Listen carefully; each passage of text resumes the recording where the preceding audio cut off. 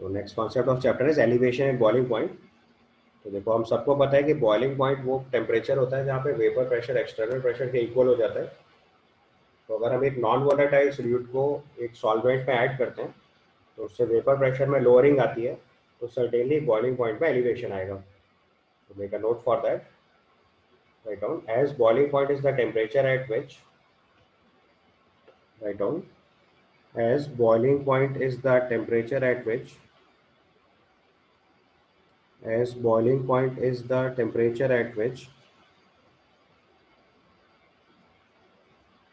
as boiling point is the temperature at which vapor pressure becomes equal to, vapor pressure becomes equal to external pressure,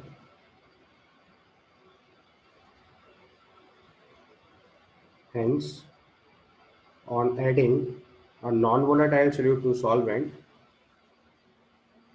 hence on adding a non-volatile solute to solvent, hence on adding a non-volatile solute to solvent shows lowering of vapor pressure, shows lowering of vapor pressure, hence elevation in boiling point.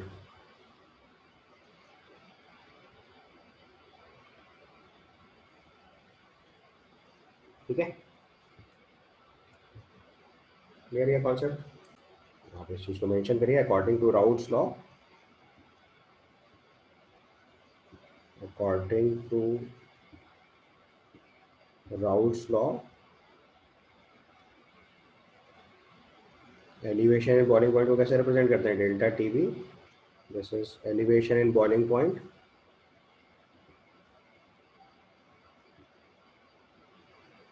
Last class में मैंने आपको समझाया था, this is boiling point of solution minus solvent, this is proportional to molality. यहाँ पे अगर delta T B लिख रहे हैं हम लोग तो ये हो गया boiling point of solution minus solvent, boiling point of solution minus boiling point of solvent, यहाँ पे एलिवेशन एंड बॉइलिंग पॉइंट हो गया, और स्मॉल एम यहाँ पे मोलैलिटी है, boiling point of solvent, small M यहाँ पे मोलैलिटी है। अब अगर आप प्रोपोर्शनलिटी हटा के कांस्टेंट अप्लाई करेंगे तो हमारा फॉर्मूला बन जाता है delta T B equal to K B into M. ये फॉर्मूला याद रखना है, इससे हम लोग एलिवेशन बॉइलिंग पॉइंट की स्टडी करेंगे। यहाँ पे जो के बी होता है that is known as molal elevation constant, this is referred as molal elevation constant which is a property of a solvent. जब तक सॉल्वेंट नहीं चेंज होगा तब तक के बी की वैल्यू फिक्स रहेगी। So K B is known as molal elevation constant, और अगले स्टेप पे लिखो it is the property of a solvent, K B is property of solvent. मतलब सॉल्यूट आप कोई भी लेते रहो, के बी की वैल्यू पे कोई फर्क नहीं पड़ेगा, value of K B depends on solvent, ये प्रॉपर्टी ऑफ सॉल्वेंट होती है। तो अगर इसको मैथमेटिकली रिलेट करना है that what is the value, तो value of K B is R T B square upon 1000 L B. दूसरा फॉर्मूला जो आपको याद रखना है मोलर एलिवेशन कांस्टेंट के लिए, K B equal to R T B square upon 1000 L B. इसमें टी बी जो है वो बॉइलिंग पॉइंट ऑफ सॉल्वेंट है, और एल बी जो है वो लेटेंट हीट ऑफ वेपोराइजेशन है in the unit of calorie per gram. So make it very clear, यहाँ पे टी बी जो है वो बॉइलिंग पॉइंट ऑफ सॉल्वेंट है, boiling point of solvent in the unit of kelvin, और L B जो होता है this is latent heat of vaporization. तो आप समझ सकते हैं दोनों प्रॉपर्टी ऑफ सॉल्वेंट ही हैं। So latent heat of vaporization in the unit of calorie per gram, latent heat of vaporization in the unit of calorie per gram, और are की वैल्यू हम यहाँ पे 2 कैलोरी पर मोल केल्विन यूज करते हैं। ठीक है, तो यहाँ पे आर हो गया 2 कैलोरी पर मोल केल्विन, एलवी की value latent heat of vaporization, unit of KV लिखेंगे तो that comes out to be kelvin KG per mole. अब एक क्वेश्चन लिख के देखो, it is calculate KB for pure water if latent heat of vaporization of water is 540 calorie per gram. तो simple unit सही से लगाना है बस, बाकी क्वेश्चन तो बहुत सीधा है। So just apply the formula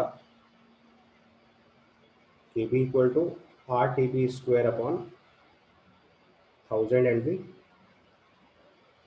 R की वैल्यू 2 कैलोरी पर mole kelvin, boiling point water का 373, 100 डिग्री सेल्सियस होता है वाटर का बॉइलिंग पॉइंट, केल्विन यूनिट में पुट करना है, सो 373, और लेटेंट हीट ऑफ वेपराइजेशन अपने को कैलोरी पर ग्राम में दे रखी है, सो 1000 इंटू 540।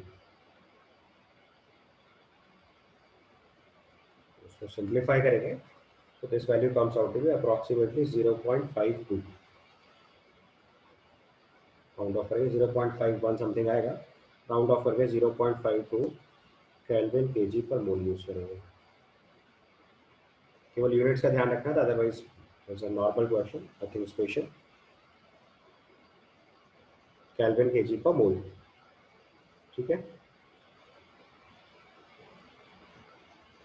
अब अगर हम यहीं पे अपने जो लेटेंट हीट ऑफ वेपराइजेशन है उसको एसआई यूनिट्स में या जूल्स पर मोल में या कैलोरी पर मोल में कन्वर्ट करना चाहें, तो फिर इसको पर मोल में कन्वर्ट करने के लिए हमें मॉलिक्यूलर मास से यूज़ करना पड़ेगा।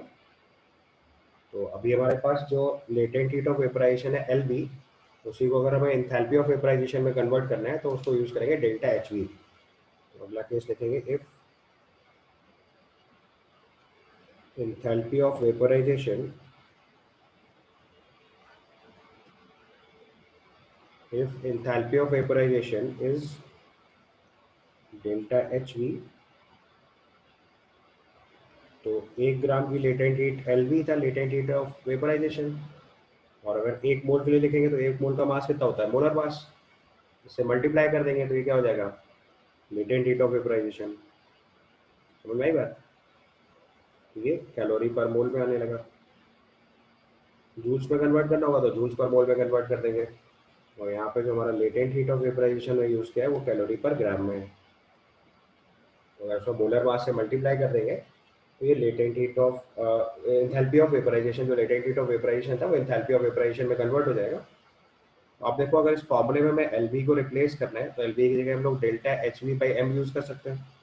तो हमारा नया फॉर्मूला बन जाएगा K B equal to R T B square into M, M इसका मोलर मास है, R T B square into M, या एम वन लिख लो अगर मोलरिटी से कंफ्यूजन हो रहा है। So R M one upon T B square upon 1000 into delta H V. ये भी एक इम्पॉर्टेंट फॉर्मूला है, अगर आपको कभी भी एंथैल्पी ऑफ वेपराइजेशन से रिलेट करना होगा तो it is related like this. यहाँ पे जो m1 है वो मोलर मास ऑफ लिक्विड है या मोलर मास ऑफ सॉल्वेंट है बेसिकली। तो आप देख सकते हैं कि जो Kb की वैल्यू है वो सॉल्वेंट के मोलर मास, उसके बॉइलिंग पॉइंट और एंथैल्पी ऑफ वेपराइजेशन पे डिपेंडेंट है। और अगर ये चीज़ लेटेंट हीट ऑफ वेपराइजेशन के टर्म में लिख लेंगे तो फिर लेटेंट हीट ऑफ वेपराइजेशन के टर्म में लिखेंगे ये चीज़, तो वही चीज़ हमारे मोलर मास से इंडिपेंडेंट हो जाएगी, क्योंकि हमने कैलोरी पर ग्राम में लिख लिया तो मोलर मास का टर्म नहीं आएगा। So R M one T B square upon 1000 into delta H V, this is formula for K B. अब यहीं पे हम एक स्पेशल फॉर्मूला थर्मोडायनेमिक्स का रूल यूज करते हैं, this is called Trouton's rule, जो कि के बी को अलग अलग सॉल्वेंट्स के लिए कोरिलेट करने में हेल्प करेगा। So now write down another rule, this is called Trouton's rule. Trouton's rule actual में तो ये थर्मोकेमिस्ट्री का रूल है, थर्मोकेमिस्ट्री में दोबारा पढ़ेंगे चल के, बट इसका एप्लीकेशन इसी चैप्टर में है तो इसलिए मैं आपको यहीं बता दे रहा हूँ। तो पहले रूल लिख लीजिए, write down, the entropy of vaporization is almost same value, the entropy of vaporization of a liquid at its boiling point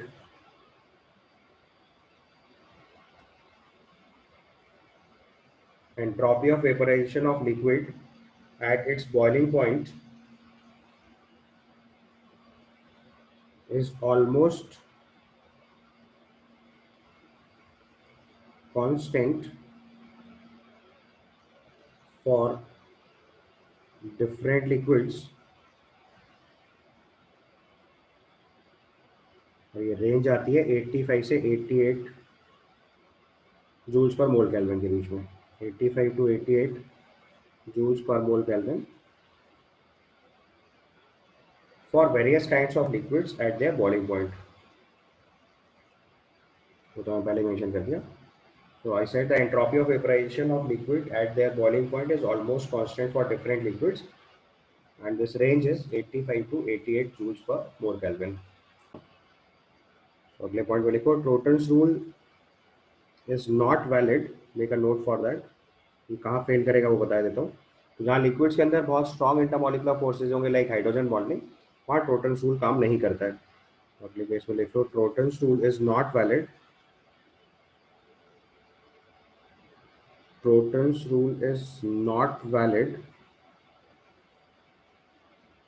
Torton's rule is not valid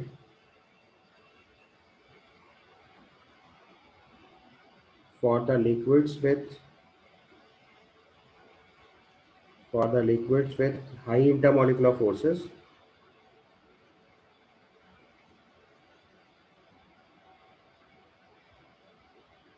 Torton's rule is not valid for the liquids with high intermolecular forces like hydrogen bonding. मतलब जहाँ पे भी hydrogen bond apply होना शुरू हो जाएगा या बहुत स्ट्रॉन्ग इंटरमोलिकुलर इंटरेक्शन आ जाएगा, वहां पे Torton's रूल फेल कर जाएगा। ठीक है। अब अगर आप इस चीज को ऊपर वाले फॉर्मूले से रिलेट करो, भी मैंने आपको फॉर्मूला निकाल के सिखाया, that is Kb is equal to RM1 upon 1000 into delta HV into TB square. ये फॉर्मूला है। अच्छा, अगर हम यहीं पे एंट्रोपी ऑफ वेपराइजेशन कैलकुलेट करें, एंट्रोपी ऑफ वेपराइजेशन होगा enthalpy of vaporization upon boiling point. ये आपका स्टैंडर्ड फॉर्मूला है केबी के लिए। अगर आप यहीं पे एंट्रोपी ऑफ वेपराइजेशन निकालो सपोज करो, तो एंट्रोपी ऑफ वेपराइजेशन जो आएगा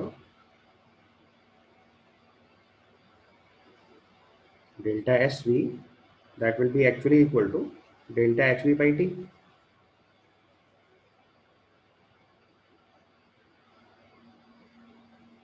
एंट्रोपी ऑफ वेपराइजेशन अगर हम डेल्टा SV निकालेंगे तो that comes out to be enthalpy of vaporization upon boiling point.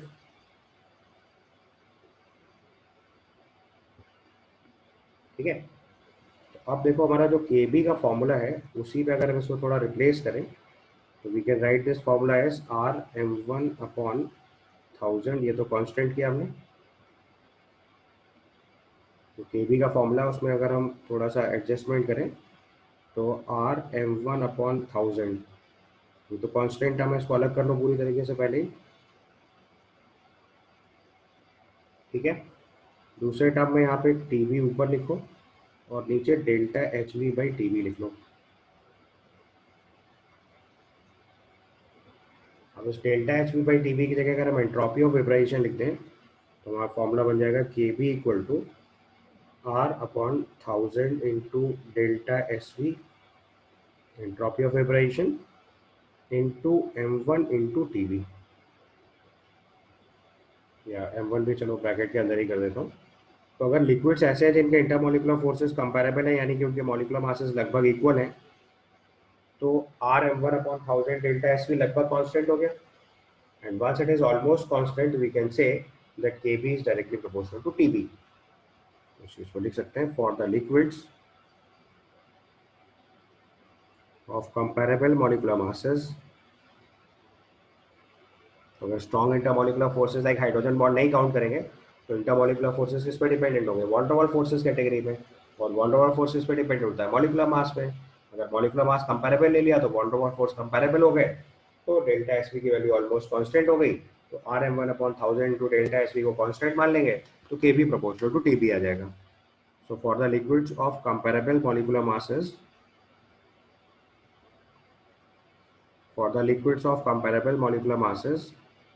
या इसका मतलब that is comparable intermolecular forces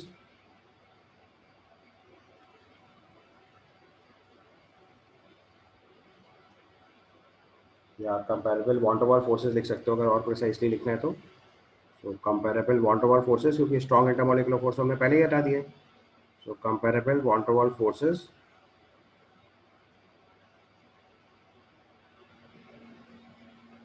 Kb is proportional to Tb. यानी जिस लिक्विड का बॉइलिंग पॉइंट ज़्यादा होगा उसी का Kb ज़्यादा होगा. बस ध्यान रखना है ये रूल उन लिक्विड्स पे अप्लाई नहीं करना है जिनमें हाइड्रोजन बॉन्डिंग या स्ट्रॉन्ग इंटरमोलिकुलर फोर्सेस काम करते हैं. तो कंपेरेबल मॉलिकुलर मासेस के केस में Kb प्रोपोर्शनल टू Tb आ जाता है. This is called croutons rule, जिससे हम अलग अलग लिक्विड्स के लिए कंपेयर कर पाएंगे Tb और Kb की वैल्यूज को. Is that okay? ठीक है. तो next qualitative properties, depression and freezing point. तो देखो मैंने आपको लास्ट क्लास में फेज डायग्राम से चीज़ समझाई थी कि फ्रीजिंग पॉइंट में लोअरिंग फ्रीजिंग पॉइंट में डिप्रेशन क्यों आता है. बट एक और पॉइंट बताया था कि फ्रीजिंग पॉइंट पे लिक्विड सॉल्वेंट सॉलिड सॉल्वेंट के साथ इक्विलिब्रियम में होता है. तो इस चीज़ को भी मेंशन कर लो सबसे पहले पॉइंट में. Write down at freezing point liquid solvent is in equilibrium with at freezing point liquid solvent is in equilibrium with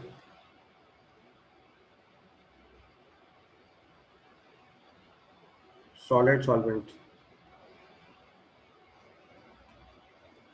At freezing point liquid solvent is in equilibrium with solid solvent. तो जो liquid solvent होता है वो हमेशा solid solvent के साथ equilibrium होगा, तभी फ्रीजिंग पॉइंट की कंडीशन अचीव होगी. ठीक है. ओके, ज्यादा क्लियर. अच्छा, अब यहाँ पे भी रूल वही लगता है जो एलिवेशन एंड बॉइलिंग पॉइंट पे था. यहाँ पे जो डिप्रेशन फ्रीजिंग पॉइंट होता है वो प्रोपोर्शनल टू मोलैलिटी होता है. अगले स्टेप में लिख लो, on addition of a non-volatile solute to a solvent, on addition of a non-volatile solute in solvent,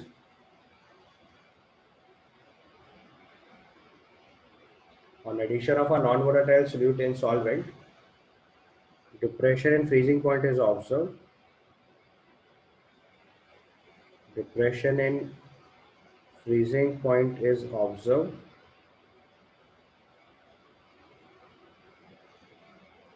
ठीक है. और राउट लॉ के हिसाब से जो डिप्रेशन फ्रीजिंग पॉइंट होता है that is also proportional to molality, just like elevation and boiling point. तो यहाँ पे भी देखो, according to Raoult's law depression and freezing point proportional to molality आ जाएगा. Depression and freezing point will be freezing point of solvent minus freezing point of solution. Small m जो यहाँ पे मोलैलिटी है, हमारा फॉर्मूला बनेगा delta TF is equal to KF into M.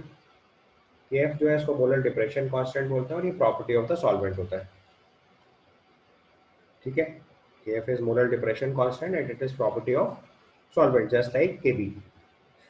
तो जैसे आपका KB प्रॉपर्टी ऑफ सॉल्वेंट था वैसे ही KF भी प्रॉपर्टी ऑफ सॉल्वेंट होता है. ठीक है. अब इसका भी फॉर्मूला अप्लाई करेंगे तो बिल्कुल आइडेंटिकली वर्कआउट करेगा. तो KF जो प्रॉपर्टी ऑफ सॉल्वेंट है that is KF is equal to RTF square upon 1000 LF. TF जो है वो फ्रीजिंग पॉइंट ऑफ सॉल्वेंट हो गया केल्विन स्केल में. R की वैल्यू 2 कैलोरी पर मोल केल्विन यूज करेंगे. लेटेंट हीट ऑफ फ्यूजन हो गया LF with the unit of calorie per gram. और KF की यूनिट भी केल्विन kg पर मोल या डिग्री सेल्सियस पर मोलैलिटी लिख सकते हैं. उसके बाद आप वाटर के लिए KF कैलकुलेट करके देख लो. So calculate KF for pure water if latent heat of fusion of water is 80 calorie per gram. तो फिर से देखो सेम फॉर्मूला अप्लाई करेंगे हम लोग. So the formula is KF is equal to RTF square upon 1000 LF. R की value 2 calorie पर mole kelvin. Freezing point of water is 273 kelvin. Kelvin में पुट करना होता है, डिग्री सेल्सियस में पुट कर देना. सो 273 square divided by 1000 into latent heat of fusion is 80 calorie per gram. इसको सिंप्लीफाई करेंगे तो ये अप्रॉक्सीमेटली 1.86 आएगा केल्विन kg पर मोल। ठीक है, राइट। अब यहाँ पे क्वेश्चन सॉल्व करते टाइम एक दो प्रिकॉशंस लेनी होती है, वो मैं आपको अलग से लिखवा देता हूँ। पहली चीज़ याद रखनी है कि किसी भी डाइल्यूट एक्वस सॉल्यूशन के लिए अगर आपको कभी भी मोलारिटी और मोलारिटी यूज़ करना है तो you can use them almost same value. ये पॉइंट ऐड कर लीजिए, for dilute aqueous solutions molarity and molarity is same. कई बार कन्वर्जन करना पड़ेगा और आपको डेंसिटी नहीं गिवन होगी सॉल्यूशन में, क्योंकि हम कॉलिगेटिव प्रॉपर्टीज डाइल्यूट सॉल्यूशंस के लिए स्टडी करते हैं, तो ये आपका अजम्पशन काम करेगा। ये चीज़ मेंशन कर लो अलग से, क्वेश्चन सॉल्व करने में आपको हेल्प करेगा। So write down for dilute aqueous solutions,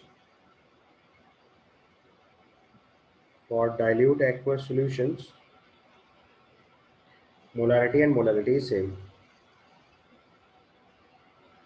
Small m molarity, capital M molarity. So for dilute aqueous solution, molality is equal to molarity. आपको जितनी बार भी ज़रूरत पड़ेगी आप इस assumption को यूज़ कर सकते हैं, बिकॉज कई बार कॉन्सेंट्रेशन मोलारिटी में गिवन होगी और हमें मोलारिटी में यूज़ करना होगा एंड वाइस वर्सा। अगर डेंसिटी ऑफ द सॉल्यूशन या डिफरेंट पैरामीटर्स गिवन है तब तो इंटर कन्वर्ट करेंगे, बट अगर बाकी पैरामीटर्स नहीं गिवन है तो डाइल्यूट एक्वस सॉल्यूशन के मोलारिटी और मोलारिटी सेम होता है। So the question is how many gram of glucose must be added up to 100 gram of water so that the difference in boiling point and freezing point of solution becomes 105 degrees Celsius. Kb and Kf is given. Okay. तो आपको इस case में देखो क्या करना है, जब आप ग्लूकोज को वाटर में ऐड करोगे तो बॉइलिंग पॉइंट में एलिवेशन आएगा और फ्रीजिंग पॉइंट में डिप्रेशन आएगा। तो अगर सपोज करो मैं वाटर के लिए पहले इसको समझाऊँ आपको थोड़ा सा, तो in case of water you know that boiling point of water is 100 degree Celsius and freezing point of water is 0 degree Celsius. This is water, ये आपका फ्रीजिंग पॉइंट है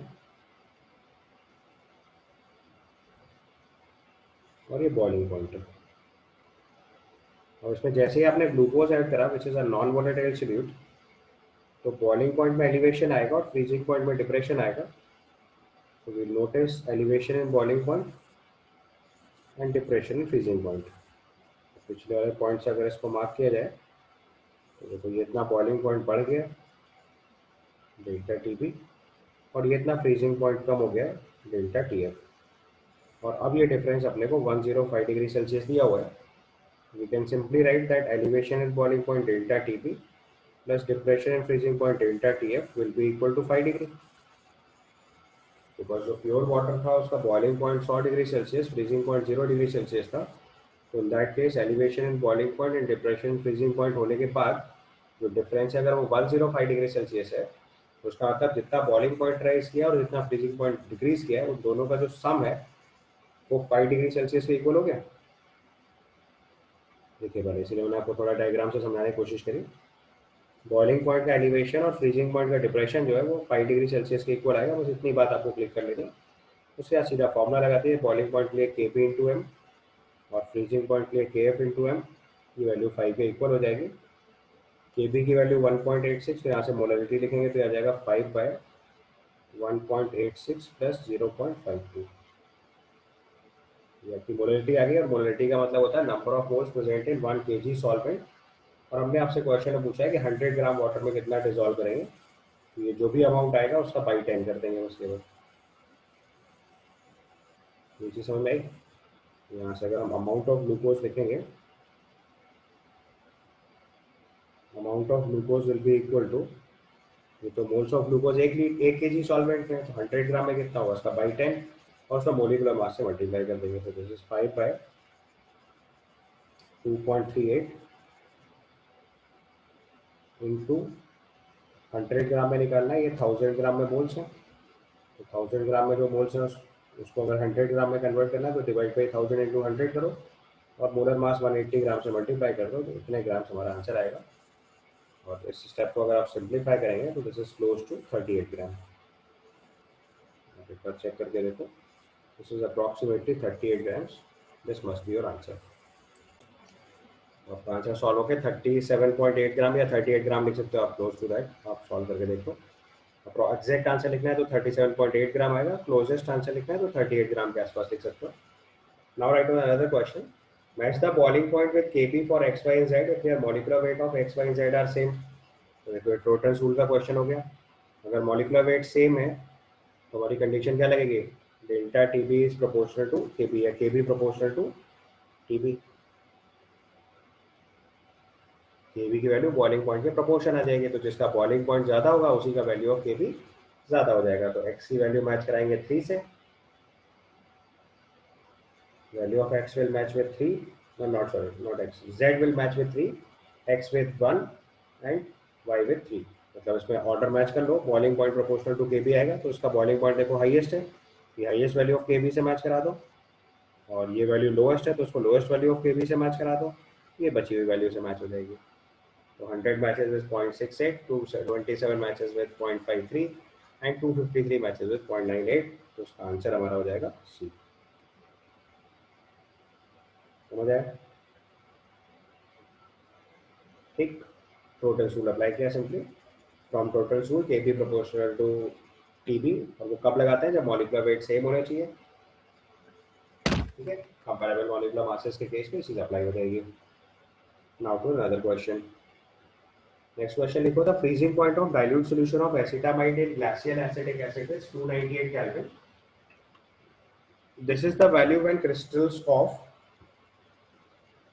तो देखो अभी मैंने आपको कॉन्सेप्ट समझाया कि at freezing point liquid solvent is in equilibrium with solid solvent, उसी से इसको सॉल्व करेंगे। तो एट फ्रीजिंग पॉइंट जो सॉल्वेंट होता है अपनी लिक्विड फॉर्म में, वो सॉल्वेंट इन सॉलिड फॉर्म के साथ इक्विलिब्रियम में जाता है, सॉल्यूशन का यहाँ पे कोई रोल नहीं होता।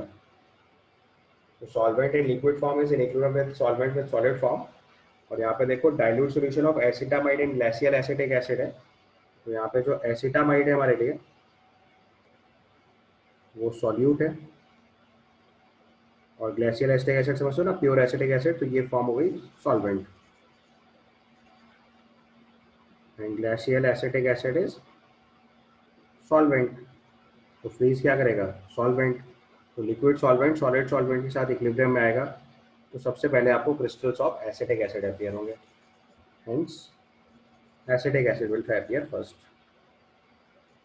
Hence acetic acid first appears. उसका आंसर मार्क कर देंगे बी। समझ गया? फ्रीजिंग पॉइंट पे लिक्विड सॉल्वेंट सॉलिड सॉल्वेंट के साथ इक्विलिब्रियम होता है, dilute solution of acetamide and glacial acetic acid बोला गया, तो एसिटामाइड यहाँ पे सोल्यूट हो गया, ग्लासियल एसिटिक एसिड सॉल्वेंट हो गया, और लिक्विड सॉल्वेंट सॉलिड सॉल्वेंट के साथ इक्विलिब्रियम में आएगा, तो सबसे पहले आपको एसिटिक एसिड की क्रिस्टल्स अपीयर होंगे। चलो तो नेक्स्ट कॉन्सेप्ट लिखेंगे, separation of ice from freezing of an aqueous solution. अभी मैंने देखो पिछले क्वेश्चन में आपको सिखाया कि फ्रीजिंग पॉइंट पे लिक्विड सॉल्वेंट सॉलिड सॉल्वेंट के साथ इक्विलिब्रियम में आता है, तो फ्रीजिंग पॉइंट पे जो सॉल्वेंट होगा वाटर, एक्वा सॉल्यूशन है तो सॉल्वेंट वाटर होगा, तो वही फ्रीज होगा और आइस सेपरेट होगा। तो हमारे कॉन्सेप्ट के हिसाब से एट फ्रीजिंग पॉइंट अगर एक्वा सॉल्यूशन है तो उसका सॉल्वेंट वाटर होगा, तो जो लिक्विड वाटर है वो सॉलिड वाटर में कन्वर्ट होना शुरू हो जाएगा, इसी को हम लोग आइस बोलते हैं। तो धीरे धीरे करके आइस सेपरेट होनी स्टार्ट होगी। तो कितनी आइस सेपरेट होगी ये चीज़ अगर हमें कैलकुलेट करना है, तो दिस कॉन्सेप्ट है सेपरेशन ऑफ आइस, उसको हम लोग क्वेश्चन के फॉर्म में सीखते हैं। तो पहले अगर आपको इसका कॉन्सेप्ट, पहला कॉन्सेप्ट समझ गया है, लिक्विड सॉल्वेंट जो है वो सॉलिड सॉल्वेंट में कन्वर्ट होगा, और दूसरा पॉइंट ये है कि फ्रीजिंग के प्रोसेस में जो अमाउंट ऑफ सॉल्यूट है वो चेंज नहीं होगा, क्योंकि सॉल्यूट तो प्रेसिपिटेट ही नहीं हो रहा है। तो ये चीज़ अगले पॉइंट पे लिख लीजिए, क्वेश्चन करने में हमारी ट्रिक की तरह यूज होगा। So during freezing amount of solute remains constant in the solution, remains constant in the solution, and of course हम आइडियल सॉल्यूशन डील कर रहे हैं, तो उसका मतलब आइडियल कंडीशंस मेंटेन रहेंगी। अगर कोई ऐसी कंडीशन आ जाएगी जहाँ पे उतनी सॉल्युबिलिटी नहीं होगी, तो वो सब फैक्टर अभी हमें कंसीडर नहीं कर रहे हैं, अभी सिर्फ कॉन्सेप्ट सीखना है। So during freezing amount of solute remains constant in the solution.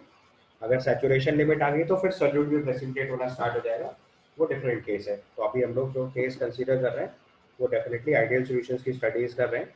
तो हमने लिखा during the freezing amount of solute remains constant in the solution, ये कंडीशन फुलफिल करनी है। अब मैं इस प्रोसेस को आपको एक क्वेश्चन के थ्रू ही सिखा रहा हूँ. सो now write down a question. Write down a question over here. Write down 342 gram of sugar is dissolved in 2 kg of water. 342 gram of sugar is dissolved in 342 gram of sugar is dissolved in 2 kg of water. Then find the amount of ice separated from this solution. Then find the amount of ice separated from this solution. Find the amount of ice separated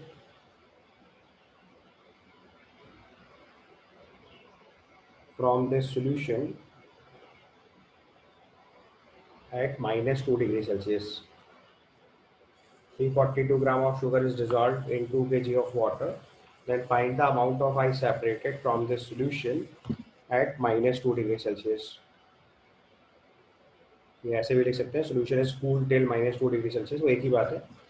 मतलब इस solution का temperature अगर मैंने minus 2 degree Celsius कर दिया है तो उस माइनस 2 डिग्री सेल्सियस पे कितनी आइस सेपरेट होगी ये आपको बताना है.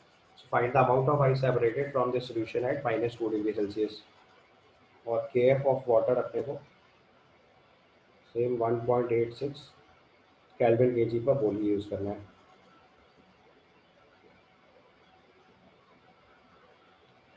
तो अब देखो, अगर आपने सोल्यूशन को माइनस 2 डिग्री सेल्सियस तक फ्रीज कर दिया है और उसके बाद हमारे पास जो सोल्यूशन अवेलेबल है, इसका मतलब उस सोल्यूशन का फ्रीजिंग पॉइंट का जो डिप्रेशन है वो 2 डिग्री सेल्सियस हो चुका है. क्योंकि माइनस 2 डिग्री सेल्सियस पे जो सोल्यूशन फर्दर फ्रीज नहीं कर रहा है, इसका मतलब उसका फ्रीजिंग पॉइंट 2 डिग्री सेल्सियस अपनी स्टैंडर्ड वैल्यू से डिक्रीज हो चुका है. तो इसका मतलब हमारा जो सोल्यूशन का डिप्रेशन फ्रीजिंग पॉइंट है वो 2 डिग्री सेल्सियस हो चुका है.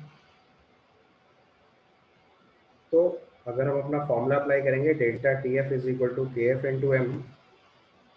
तो एट माइनस 2 डिग्री सेल्सियस जो सोल्यूशन है उसकी मोलैलिटी अगर हम लोग लिखेंगे तो at minus 2 degree Celsius molality of solution will come out to be TF by KF, which is 2 by 1.86 moles per kg. अब इस सोल्यूशन में अमाउंट ऑफ सोल्यूट तो कांस्टेंट है जो पहले था, that is 342 gram. Mass of solvent change हुआ है, तो जितना सॉल्वेंट चेंज हुआ है मतलब अभी जितना वाटर बचा है वो निकाल लिया जाए. और इनिशियली वाटर 2 kg था, तो जो डिफरेंस है वो क्या हुआ, आइस के फॉर्म में सेपरेट हो गया. तो at minus 2 degree Celsius molality of the solution must be 2 upon 1.86. यहाँ से आपको अमाउंट ऑफ वाटर निकालना है पहले इस सोल्यूशन के अंदर. तो मोलैलिटी निकालने का एक और तरीका है, moles of solute which is 342 by 342. ये 1 मोल सोल्यूट है present in let's say x gram of water in 2000. इसको 2 by 1.86 के इक्वल करेंगे, यहाँ से अमाउंट ऑफ वाटर x आ जाएगा आपके पास. यहाँ से अमाउंट ऑफ वाटर x आ जाएगा. तो this comes out to be 1860 by 2, यानी कि amount of water left in the solution आ जाएगा. amount of water left in solution will come out to be 930 ग्राम. तो आइस कितनी सेपरेट हो गई, 2 kg वाटर था, उसमें से ये अमाउंट सब्ट्रैक्ट कर दो तो आपकी आइस सेपरेटेड आ जाएगी. तो अमाउंट ऑफ आइस सेपरेटेड जो है वो 2000 माइनस 930 मतलब 1070 ग्राम्स आ गया है. So now write another colligative property. This is osmotic pressure. So आप लोगों ने बायोलॉजी में ऑस्मोसिस का कॉन्सेप्ट सीखा, वही लिखना है सबसे पहले. So write down when a solvent is separated by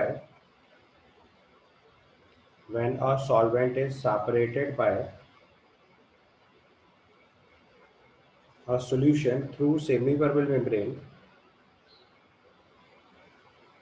When a solvent is separated by a solution through a semi-permeable membrane,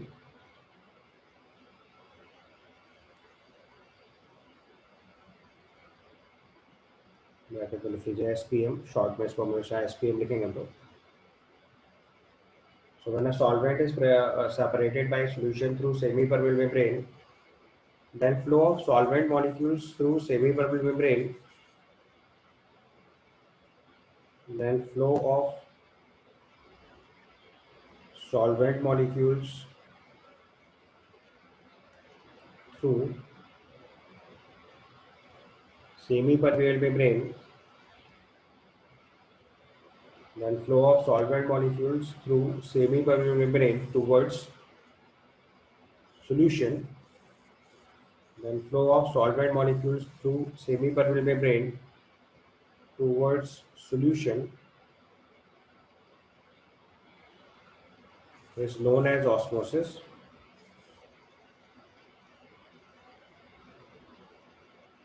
Is known as osmosis. Your solution is known as osmosis, and in this process,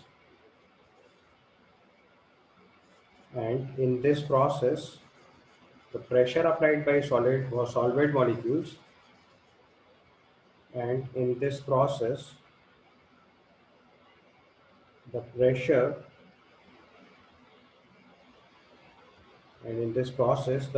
applied by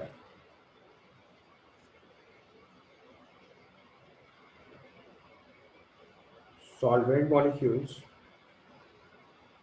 on semi-permeable membrane is known as osmotic pressure. And in this process, the pressure applied by solvent molecules on semi-permeable membrane is known as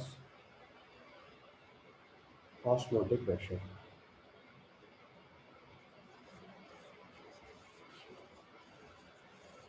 ठीक है, तो मैंने तो diagram बनाया right side पे एक solution को एक सॉल्वेंट से एक सेमी मेम्ब्रेन के थ्रू सेपरेट किया है, तो सॉल्वेंट का मूवमेंट सॉल्यूशन की तरफ चल रहा है, तो ये जो प्रेशर बिल्डअप हुआ मेम्ब्रेन के ऊपर, इसको बोलते हैं हम लोग इसको बोलते हैं ऑस्मोटिक प्रेशर। और ऑस्मोटिक प्रेशर हमारी कॉलिगेटिव प्रॉपर्टी है। आप लोगों ने बायोलॉजी में सीखा होगा कि जो लो हाइट के प्लांट्स होते हैं उनमें वाटर का जो राइज होता है that is because of osmotic pressure या बिकॉज ऑफ ऑस्मोसिस, और जो बहुत हाई हाइट के प्लांट्स होते हैं उनमें वाटर का ट्रांसपोर्ट होता है थ्रू कैपिलरी राइज। दोनों कॉन्सेप्ट है। तो लो हाइट के केस में ऑस्मोसिस फिनोमेनन काम करता है, ऑस्मोटिक प्रेशर की वजह से वाटर राइज करता है। उसके बहुत सारे एग्जांपल्स आप जानते हो, जैसे रेजेंस को वाटर में डालते हैं तो वो स्वेल अप कर जाते हैं, ग्रेप्स को कॉन्सेंट्रेटेड शुगर सॉल्यूशन में डालते हैं तो वो श्रिंक कर जाता है ना। प्लांट्स जो है वो वाटर को सॉइल से अब्जॉर्ब करते हैं थ्रू ऑस्मोसिस। फिश जो है स्वीट वाटर लेक में जो फिश होती है तो बाहर के वाटर की कॉन्सेंट्रेशन कम होती है, अंदर के फ्लूइड की कॉन्सेंट्रेशन ज़्यादा होती है, तो स्वीट वाटर लेक की फिश में कॉन्टिन्यूसली वाटर इनटेक होता रहता है। सॉल्ट वाटर लेक की जो फिश है उसके केस में इसका उल्टा होता है, बाहर की कॉन्सेंट्रेशन ज़्यादा है, अंदर की कॉन्सेंट्रेशन कम है, तो अंदर से बाहर पानी आता रहेगा। तो सॉल्ट वाटर लेक में जो फिश होती है उसके लिए हमेशा वाटर डेफिशिएंसी क्रिएट रहेगी, it has to take water continuously. तो these are all practical examples of osmosis जो आपने बायोलॉजी सेगमेंट में पढ़े होंगे। केमिस्ट्री में बेसिकली हमको ऑस्मोटिक प्रेशर डील करना है, पहले कॉन्सेप्ट तो ऑस्मोसिस का ही है। ऑस्मोसिस के फिनोमेनन में जो प्रेशर अप्लाई होता है सेमी परमेबल मेम्ब्रेन पे उसको हम लोग बोलते हैं ऑस्मोटिक प्रेशर। और अगर इसकी वैल्यू लिखनी पड़े तो इसको भी हम लोग mathematically P is equal to CRT लिखते हैं। और तो नोटेशन तो ऑस्मोटिक प्रेशर का पाई होता है, but try to avoid that, क्योंकि अगर आपने गलती से भी वैल्यू 3.14 पुट कर दी तो प्रॉब्लम हो जाएगी। So the formula for this process is P is equal to CRT, this is the formula which will use for osmotic pressure. यहाँ पे C जो है वो कॉन्सेंट्रेशन है मोल्स पर लीटर में, R की वैल्यू 0.0821 लीटर एटमॉस्फेयर पर mole kelvin, और T की value temperature in kelvin place करते हैं। तो अगर इस फॉर्मूले में सब वैल्यूज नोटिस करनी है तो जो P होता है ये आपका ऑस्मोटिक प्रेशर है। P is osmotic pressure in the unit of atmosphere. P is your osmotic pressure in the unit of atmosphere। ठीक है, यहीं पे जो अगला टर्म है concentration, C is concentration in the unit of moles per liter। दूसरा term अगर हम लिखेंगे तो C is the concentration in the unit of moles per liter। Molarity है ना? हाँ, मोलारिटी। T जो है वो temperature in the scale of kelvin. T is your temperature in the scale of Kelvin। और और इस प्रोसेस में जो वैल्यू ऑफ आर यूज़ करेंगे दैट इज 0.0821 लीटर एटमॉस्फेयर पर मोल केल्विन। 0.0821 लीटर एटमॉस्फेयर पर मोल केल्विन। ठीक है। नॉर्मली जितनी भी एनिमल मेम्ब्रेन्स होती हैं वो सेमी परमेबल मेम्ब्रेन होती हैं, बट अगर कभी भी केमिकल मेम्ब्रेन कोई हमें जैसे चेक करना हो जो सेमी परमेबल मेम्ब्रेन की तरह यूज होती है, तो that is your cupric ferrocyanide. अगले पॉइंट में ये भी लिख लीजिए, make a note for that.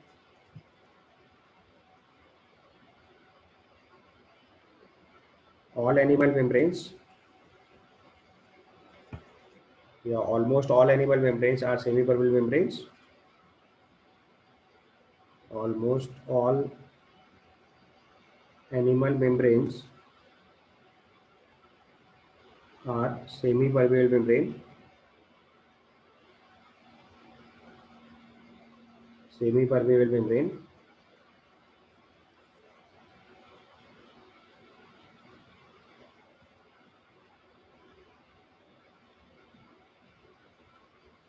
But chemical category में लेना हो या लाइक सिंथेटिक कैटेगरी लिखनी हो इसकी, तो हम लोग क्यूप्रिक फेरोसाइनाइड लेते हैं, CuFeCl6।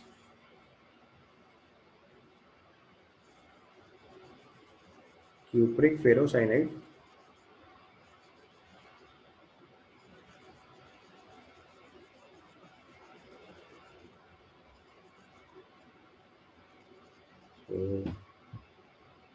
Cu2 FeCl6, this is cupric ferrocyanide. Cupric ferrocyanide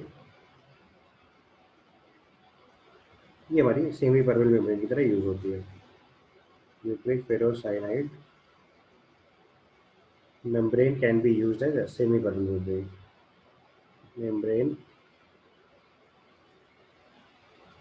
can be used as semi permeable membrane. अगर कोई केमिकल सब्सटेंस या सिंथेटिक मेम्ब्रेन जो हमें सेमी परमेबल मेम्ब्रेन की तरह यूज करना है तो वील यूज क्यूप्रिक फेरोसाइनाइड। ठीक है। तो ऑस्मोटिक प्रेशर को हम लोग मेजर करने के लिए सॉल्यूशन वाले चैम्बर पर प्रेशर पी अप्लाई करते हैं, और वो प्रेशर जो जस्ट ऑस्मोसिस प्रोसेस को रोक देगा उसको बोलते हैं ऑस्मोटिक प्रेशर। तो अपने टर्म में लिख लीजिए, osmotic pressure is the pressure applied on solution chamber so that the process of osmosis just stop if solvent and solution are separated by semi permeable membrane। अगर solvent और solution को semi permeable membrane से separate कर रखा है हमने और फिर हमने solution chamber पर pressure apply करा है, तो क्या होगा कि जितना osmotic pressure लग रहा था exactly उसका opposite pressure हमने solution वाली साइड से semi permeable membrane पे apply कर दिया है, तो osmotic process just रुक जाएगा। तो जो pressure आपने apply करा है that will be equal to osmotic pressure. ठीक है।